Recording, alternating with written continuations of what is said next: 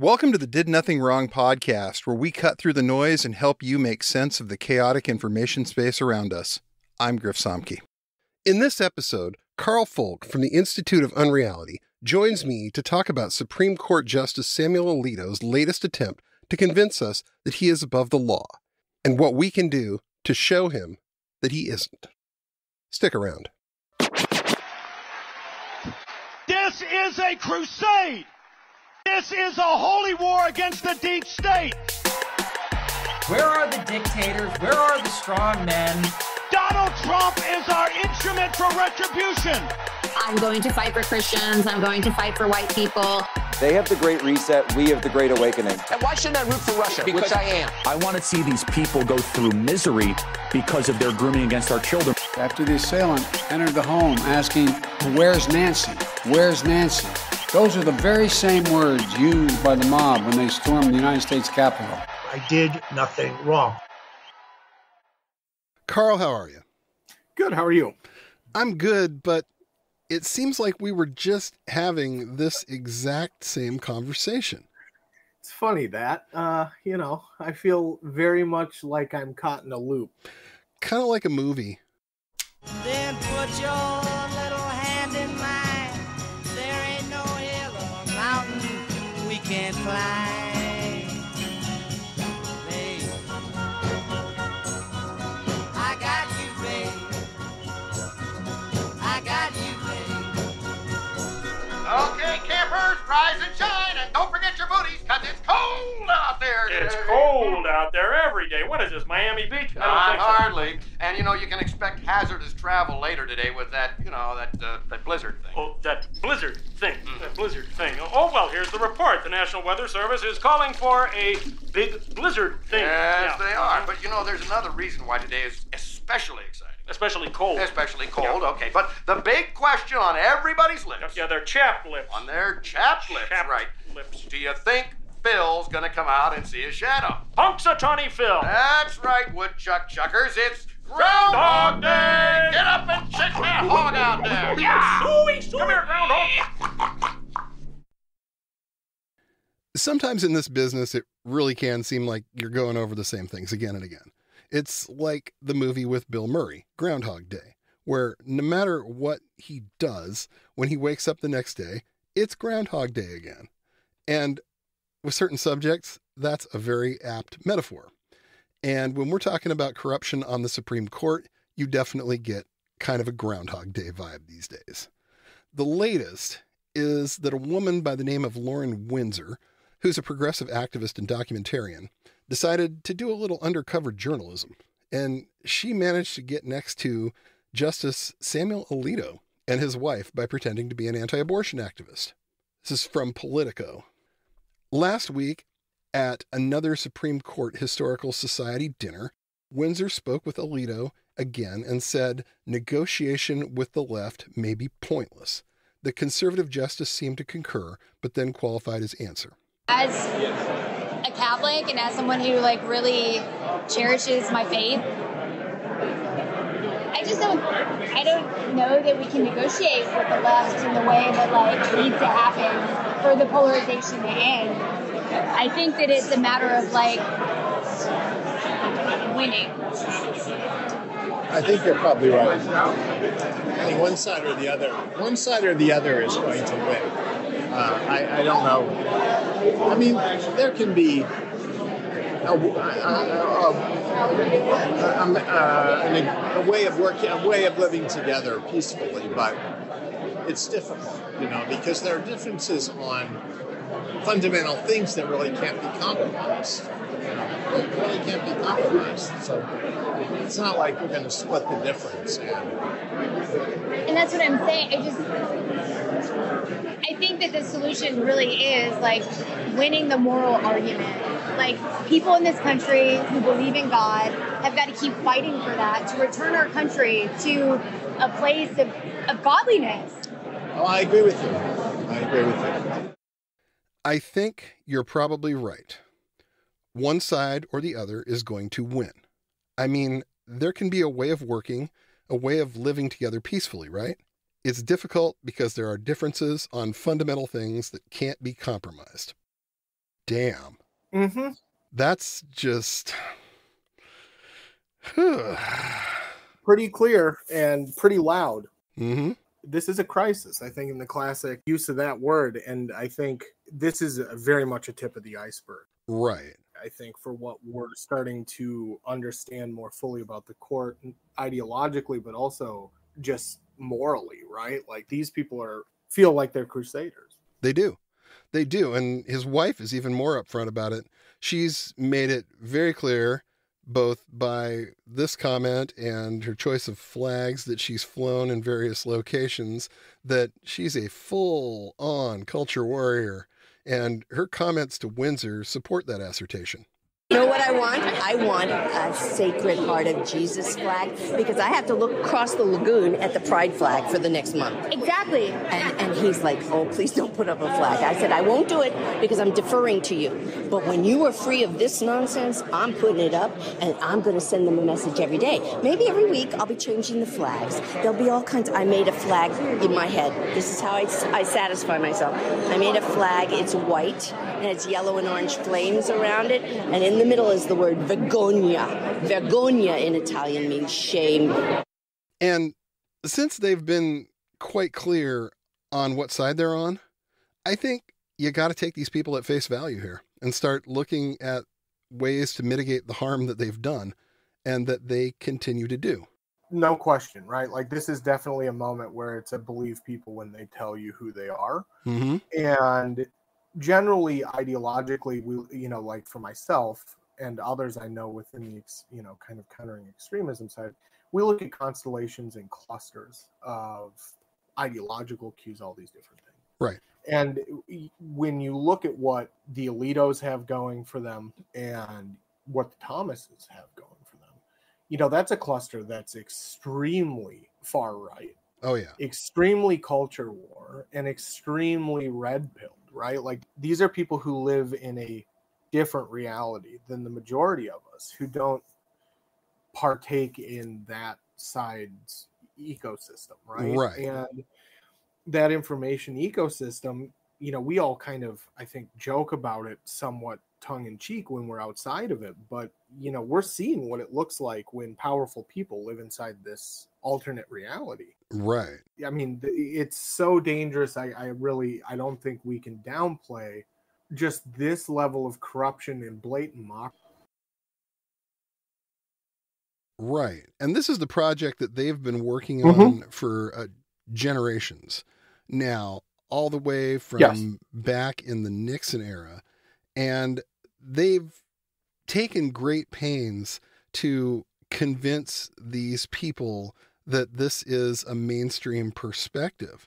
They've taken great pains to give people like Thomas and Alito the ideological cover that they need to make these kinds of rulings. You mentioned something when we were talking earlier about a group calling itself Faith in Action. Yeah, the Faith in Action group and Rob Schenck, evangelical group.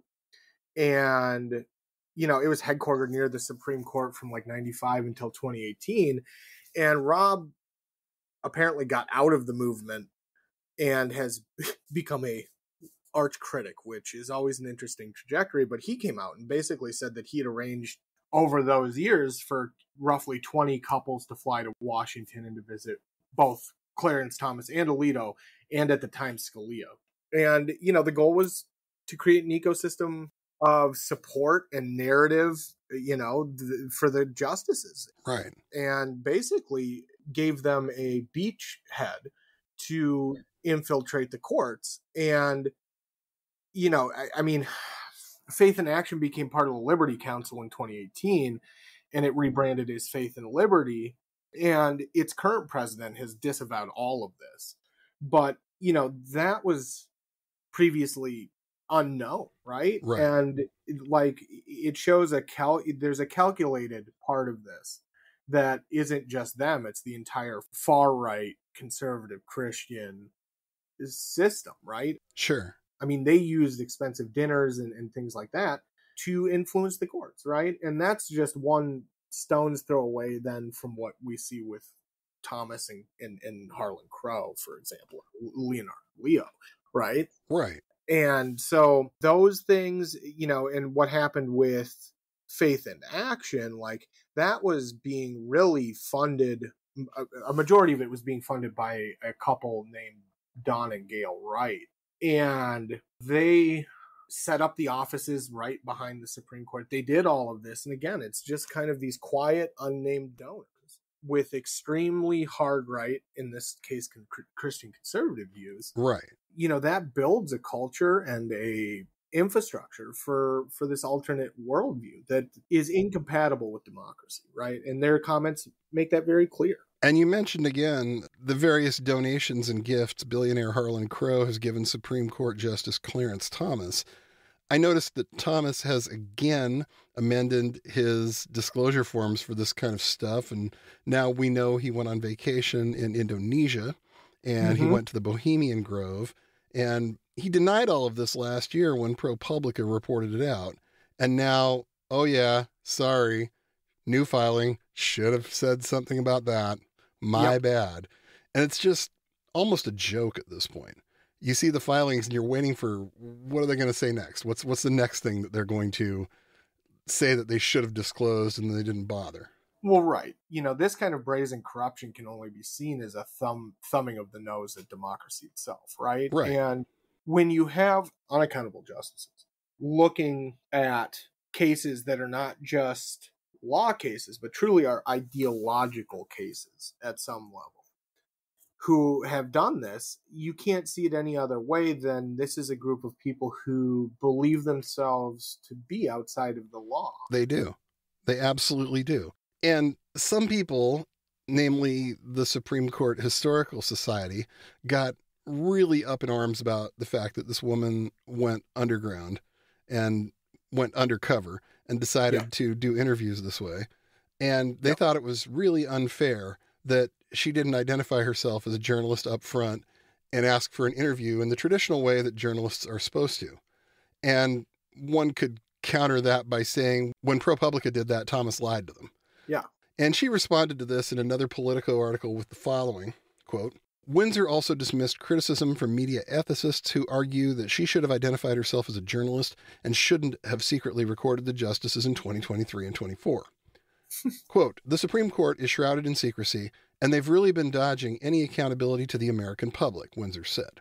Is it a bigger ethics problem for me to pretend like I'm a fangirl, or is it a bigger ethics problem for them to accept millions of dollars worth of undisclosed gifts from GOP donors, unquote. And that just nails it. It's the classic response you get when someone's caught with their hand in the cookie jar. Like, you were unethical about how you caught me being unethical because you didn't give me a chance to lie to you and pretend I wasn't being unethical.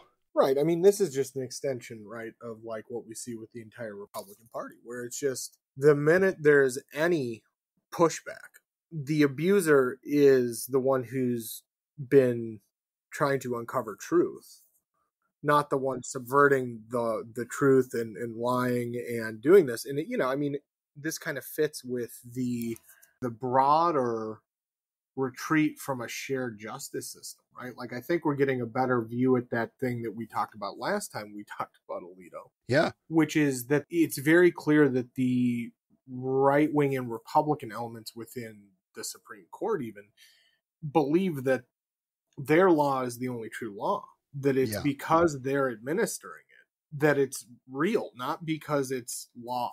Yeah. And that is a real subtle, I think, thing, but it should be regarded as the threat it is, really. When you have the highest court in the land in the ideological belief that they are in a battle between good and evil, light and darkness, however we want to do that, we are far beyond like impartiality or concerns about corruption. There should be a real conversation about the danger that poses going forward for all of us, because that means everything and anything can be changed at a whim if they believe that that will somehow help them hold and maintain the power that they believe they deserve and have been given by God. Yeah. And it's really, really just, how do you put it? You look at what all is lined up, you look at the fact that the people that are complaining about this the hardest, people like the Supreme Court Historical Society, I mean, it's people like Harlan Crow. Yeah. And it's like, don't look at the fact that I'm paying this guy off. Don't look at the fact that I've given this guy millions of dollars worth of trips and bought a house for his mom. Don't look at any of that. Look at the fact that, hey, this woman put a wire on and went undercover as a journalist. That's the bad part, really. Well, and that's just it. That's just it, right? Like, this is truly the authoritarian action in plain view, right? Which is that what we do is not corrupt, even if it is deeply corrupt, but you pointing out that we're corrupt is the corruption. Right. And because you're not giving us due deference. Right. These are people who believe themselves to be kings. And the lack of pushback on that is truly disturbing. Seeing Dick Durbin and others kind of say, well, there's only so much we can do. That's just not true, right? Like, historically, there are a number of remedies for a court that is this out of control. Mm-hmm. And it's not like this has never happened before. No. It's not like there's never been a lot of naked partisanship in one side or another. Up until 1869, the Supreme Court had changed the number of justices on it 6 times.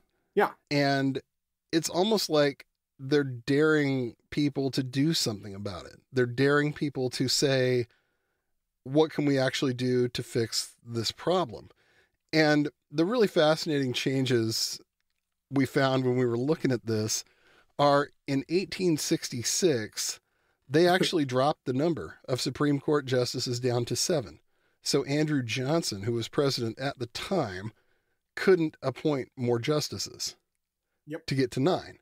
And then in 1869, when Andrew Johnson is no longer president, Ulysses S. Grant takes over, and they bump the number back up to 9. Weird that. It is, huh? And you find yourself thinking, this has always been a partisan tool. This has always been something that presidents and Congresses have used to get their agenda either legitimized or validated or passed. Yep. And this has also always been something that's been somewhat political. Yeah. This is not Holy Writ from George Washington saying, thou shalt have 9 justices on the court. It's always been whatever the president and Congress say it is to some extent. Absolutely. And the problem is, outside of the president and Congress deciding to take action, there's really not a whole lot they can do when a justice decides to fly so far outside the lines, like an Alito or a Thomas, of anything ethical here. And basically what you're looking at is an impeachment proceeding. Yes. The same way that Trump was impeached twice, you need a majority in the House of Representatives, and you need a 2/3 majority in the Senate to impeach a Supreme Court justice. And it's been done exactly once. So chances are, especially needing a 2/3 vote in the Senate, I'm not sure what you could do that would get 2/3 of the Senate to vote against somebody like that.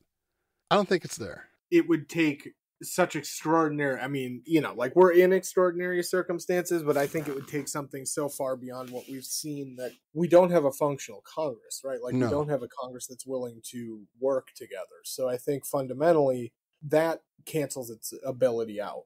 Right. And don't get me wrong, I think it's worth doing. Yes. If the Democrats retake the House, they do it. I think it's absolutely worth impeaching Clarence Thomas. Day one.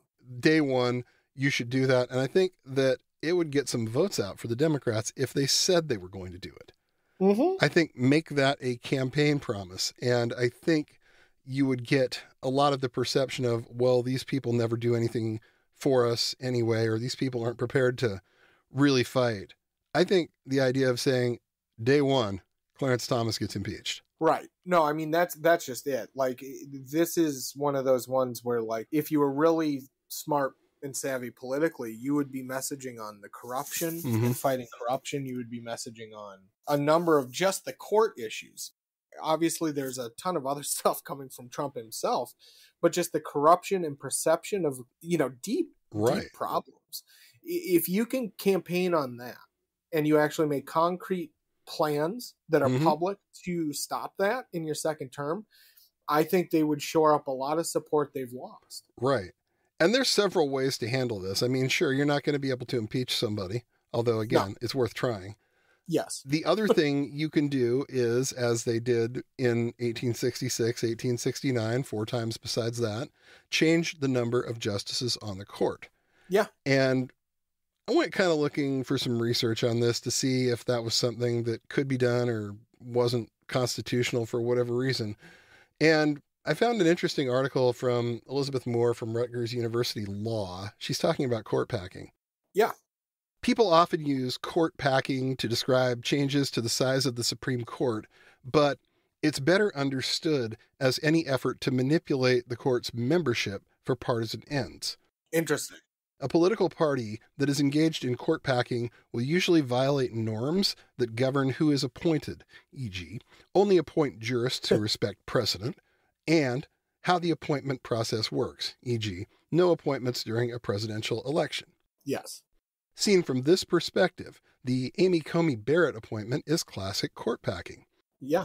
The president nominated a hardline conservative who appears to question major parts of U.S. constitutional law, and the Senate majority changed its procedural rules, invented to deny Merrick Garland a hearing, to ram through the nomination as people were voting. Boy, that really echoes 1866 and 1869. Yeah. Like, we're not going to let Obama have another justice, but Trump's going to get 3, and the last one is going to be jammed through with months to go to an election. Right. Wow, that's fair. Yeah. That's real fair. No, well, and I mean, that's just it, right? Like, this is, again, I think, an example of we get to do what we want. Everyone else has to sit and accept it. Mm-hmm. And any kind of pushback on that is an attack on the historic norms of America, huge air quotes. And, like, that's the whole thing, right? Like, the narrative that they've built is that the only people who are legitimate in their roles are Republicans. Right. And this parallel kind of law system that we're dealing with right now, is a massive expansion of that. And it's the real world, repercussions of letting this go on for years. Absolutely. And for us, as a population, I think we all expect quick fixes for this. Right. But there aren't any. And the real, we have to really express that we need this changed immediately to those in power, because the longer this goes on and the more that they kind of thumb their nose at rule of law and the majority of citizens, the more dangerous this becomes, right? Like, there's a real chance that this does harm at a scale that's almost incalculable if this goes on for much longer. Yeah. And allowing, the right and these justices to bolster a narrative that they are the rightful inheritors of America and the only true American justice, etc., is Republican, coupled with their perception that, they're losing their majority status and that there's a perceived threat to that majority status, which ultimately is white power, patriarchy. Like, they are going to get more extreme, right? Like, that's just how this works. So we have to work under the assumption, kind of like you said, that they are going to do what they say they are going to do. And it's fascinating that the main argument, because there's really no good constitutional argument for why you can't do this, but their main argument against the idea of court packing, as they put it, is that it would make the court somehow less legitimate in the eyes of the public. But I think shifting the ideological balance of the court so drastically in a very short time and denying the other party a chance to nominate justices and then changing the process so the party in power can appoint their own in a similar situation, and justices committing ethics violations, financial and otherwise, that would get anyone else in government service fired, and naked partisanship in matters that they are called to adjudicate. I think all of these things are worse. Yeah. I think all of these things make the court way less legitimate in the eyes of the vast majority of people. Exactly.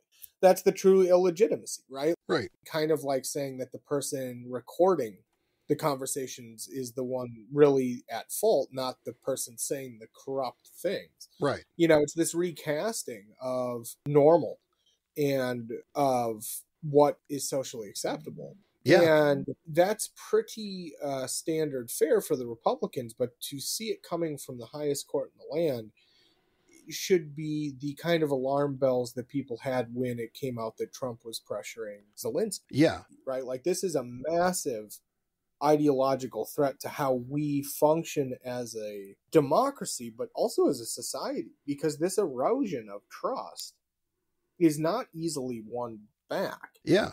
Even if you were to, quote, pack the court or do other things, like, the perception is crucial to rule of law function the way that democracy demands. You cannot let these people sit here and say that they are literally unaccountable and that no one has the power to change that. You can't. No, you can't do that, and you definitely can't do that while they are passing laws. You know, they are changing law to insulate their believers' beliefs at the expense of the majority's safety and freedom. Right. Right, ultimately. And so, you know, if it's freedom for me and not for thee, and that really is the perception, well, you have problems that filter at every level of society, right? Like, that is how people get to a point where they stop paying attention to rule of law. Right. And I mean, for all that, this is why this matters. Yes. Because it's something that you can use to change, legitimately so, that perception that you don't care about the issues that affect the average person. Right. You can use this to change that perception that you're not fighting for the things that matter to people. Right. And that's a problem right now from a perception perspective that the Biden campaign has. There is a perception that they don't care about these issues. Exactly. And they've run on this pro-democracy platform that's really important, right? Like, this is probably the most important thing we could have a candidate running on. Right. They have to enact those things, though, and put into place safeguards then, if that's what they're running on, and do it in concrete ways, or lay out plans in concrete ways that have steps that you're going to achieve. And then once you get reelected, if that's the case, you're going to continue to move forward on, right? And this complete kind of abdication of responsibility on the actual steps you have to take to protect democracy. Yeah. You know, I think for myself, and I can only speak for myself, but I do know, you know, there's a general perception that was a deception. And it's a pretty brutal deception to levy against a society that increasingly understands the threat against it and wants desperately to have some ability to fight it back. And perception is what keeps things kind of functioning normally. And once you start stripping away that, it gets really hard to govern, right? Like, people don't adhere to norms. Right. Because this all does kind of, I mean, the only true trickle-down economics are the cultural ones, unfortunately. And if your entire upper level is trickling down corruption and a complete lack of ability or want to protect those for others, I mean, what do you have left? Yeah. Yeah, not a whole lot. And, you know, the reality of all of this is that we have problems that are not going to improve with the current court being the ones that have the final say over some of these issues, because the Trump people are so confident that things are going to go their way because they know they have this makeup on the Supreme Court. They are trying to get these issues, and the Dobbs decision is a good example of this, where they just need to get it that far. And once they get it that far, they're going to win. Yeah. Well, and that's just it, right? Like, part of this is wish casting on their part. Part of it's trying to project a level of inevitability that works, in a myriad of ways psychologically. But the other part is, yes, they know they've captured a crucial part of the functional democracy, right? And for them, that means that they have a level of ideological security, no matter who wins the presidency, that they can enact their will against the rest of us. Yes. And that really is the root argument, that there need to be any and all options on the table to secure the courts and the Supreme Court specifically from these groups and individuals. I personally think we're long past the point of putting people on the courts that balance out this extremist element. And I think that we have to, as a population, really have a longer conversation about what we actually want out of our future and what that's going to take. Because it's not going to be one election. No. It's going to be elections. It's going to be pressuring state and local level officials that have been elected to enact the will of the people, not the will of those in power. Right. And all of us together as a population should be calling right now for the removal or dilution of the current court. And it gets to that point that we keep making about, we understand that you're sick of hearing that democracy is at stake every time we have an election in this country. We are sick of it too. Again, I don't want to speak for you here, sir, but I think you're probably pretty sick of this shit as well. I have been camping a lot when I can this summer, purely because it does truly have a Groundhog Day feel to it. Right. In a way that even the times directly before and after the 2020 election didn't have, right? There's a level of not accomplishing what needs to be accomplished that leads us to a position where we have to go back over these things again and again. And I'm tired. I'm tired of having that be our number one threat. But realistically, I also know this is going to be a generational threat. We have 2 or 3 presidential elections ahead of us that have to go one way for this to really even start to be corrected. And we can't miss. We can't. No, this is one of those cases where it's all or nothing every time.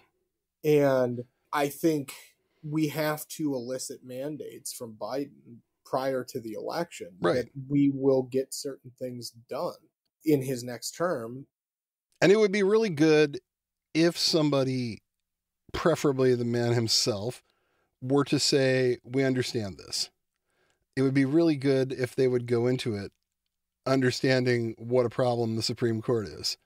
The statement about bump stocks that just came out. It's okay, we understand this is a terrible thing. What are you going to do about it? Right. Well, and increasingly that's going to be the attitude, right? Right. Now that the courts are that people are going in and recording conversation. I mean, they are going to be out for blood, right? And so I think that we are going to see a much more hostile court. Yeah. In a way that we've probably never seen.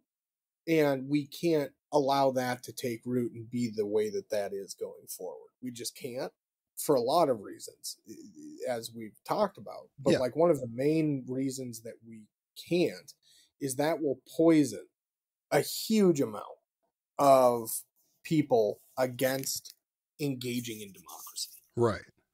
And as much as this, all of these things compound each other, they also really shine a light on how powerful democracy is if we allow it to function correctly, right? This has taken them 60 years to get to the point where they could get here. Right. That actually says something about the robustness of the system that they're trying to overthrow. It really does. And we can continue to build in robustness and also some agility, right? Those are the things we have to have at an institutional level now. And if the Democrats were smart, that's how they would be messaging, right? Is on a pro-democracy, agile agility platform that says we can kind of spot and correct some of the smaller, counter democracy issues while also focusing on the most dangerous corruption. Yeah. Yeah. And that's where we need to go. That is the absolute level of where the messaging needs to be. Because at some point, you want the younger folks that have never seen a functional democracy in their minds to check in and believe in it. You've got to show them one. That's crucial, right? Like, we have a generation or two now that have never seen functional democracy. And we've had moments in this country. Again, nothing is really new. It's just new permutations, right? Like in the 30s, during, and after the end of the Great Recession, there was a massive withdrawal from democracy, right? Like people really were searching for something that they thought would work better because the perception had been, that it abandoned them. Right. The democracy failed. Yeah. And that it left them to die. And the way that we came out of that was by showing them. And again, some of this is luck, right? Like that FDR won and had the political stamina to essentially remake the government in a way that showed, look, it's not perfect, but it can in fact provide you with enough that you're not going to be dying at the end of the night. Yeah. That is the only way out of this, right? Like, we have to now show people that democracy functions for them at almost an individual level. Right. But if we don't, we're going to end up with what we end up with. And it's not going to be good at all. No, not at all. And it's going to be increasingly factional and reactionary, right? Like, the reactionary right is still a minority in this country. For now. And we need to start acting like it, right? Like, we as a population have to just stand up and say, you know what? No more of this, and we're going to demand better from our leaders too.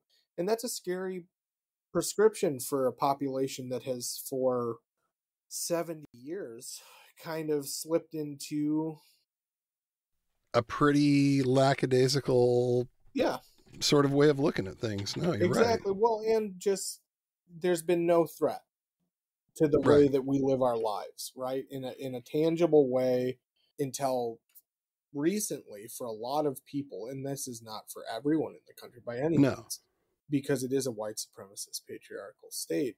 Like, for a lot of people, they did not and do not see that until it's in stark relief. And that's the same with corruption, right? Like, we have to shine that scary light on all of this corruption, and the highest court in the land needs to be constantly in that light to move forward with an election. Right. And people have to see that. People have to see that it's being done. And I think that's really the main thing that really would help more than anything else, is to be able to show people that there's progress being made towards, a better future. Yeah. Because if we don't do that, they're not going to believe it. They're not going to get one. They're going to check out. And then what? Yeah, exactly. And in democracy, you have to show that democracy has something worthwhile for people, right? Like, ultimately, that's the real goal, is that you have to show that democracy is a worthwhile adversary to these other ideologies. And that means it can't be theater anymore, right? Like, we've dealt with neoliberal theater in place of political action for a long time in this country. And this threat demands actual action to correct it. And it requires us seeing that action being taken and maintained. Yeah. Or the alternative becomes something far worse. Well, yeah. This is the way that we as a society have decided to make it run. If that's not going to be upheld, well, then a lot of things go out the window, and that gets far scarier for everyone involved, right? Like, that's chaos at that point.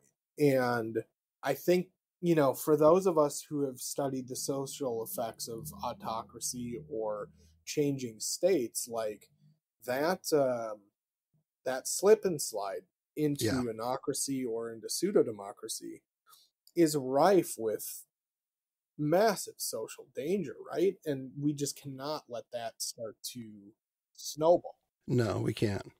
And at the end of the day, that's what we're all trying to stop. Yeah. That's really what we're trying to stop here. And that's why it's so crucial to hold the courts accountable. At the end of the day, like, that is a perception gap that is so massive and so dangerous for all of us that we really have to work on that as a number one priority. We cannot let it go any farther than this. We just can't. No.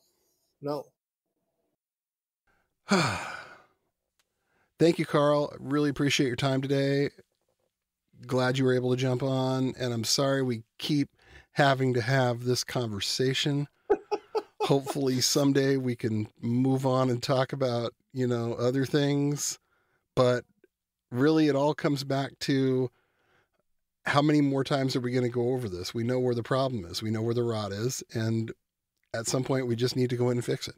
Yeah. Well, and I think, this politics and change are iterative, right? And we're going to keep finding out new stuff about Alito and his wife and Thomas and the corruption. And I think it's really important to talk about it in the way that we have and others are. But we also, we have to fix this. Yes, we do. It can't wait any longer. It just can't. No. I got you, babe. I got you, babe. They say our love won't pay the rent, for it's earned, our money's up in spent. Oh, please, not again. That is a great song. No, it's not. No, don't listen to this man.